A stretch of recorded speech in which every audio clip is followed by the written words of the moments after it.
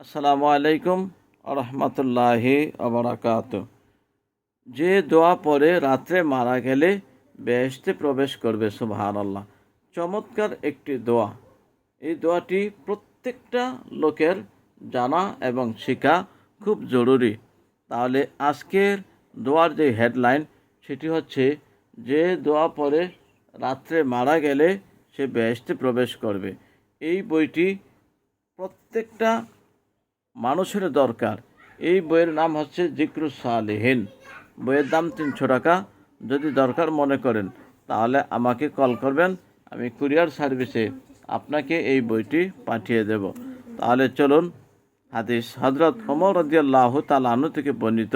তিনি বলেন, একদিন প্রিয় নবী সাল্লাল্লাহু আলাইহি সাল্লাম তার সাহাবীদেরকে বলেন, তোমরা নিম্নলিখিত তাসবিহটি কমপক্ষে 100 বার পড়বে, কেননা প্রতি একবার পড়ার বিনিময় তার আমলনামায় 10 নেকি করে লেখা হয়। এমনকি সে যদি তার জীবনের সকল গুনাহসমূহ মাফের জন্য আল্লাহর কাছে ক্ষমা প্রার্থনা করে, আল্লাহ তাআলা তাকে ক্ষমা করে দিবেন। সুবহানাল্লাহ, সুবহানাল্লাহ। তাহলে সেই দোয়াটি কি?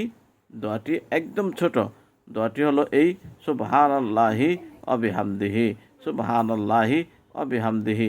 এখানে বাংলা উচ্চারণ দেওয়া আছে। এই যে আমরা ছোট্ট করে 2 দেখতে পাচ্ছি, তার মানে এই যে 2। মূল কিতাবের নাম তিরমিজি শরীফ, 2য় খণ্ড, পৃষ্ঠা নং 185।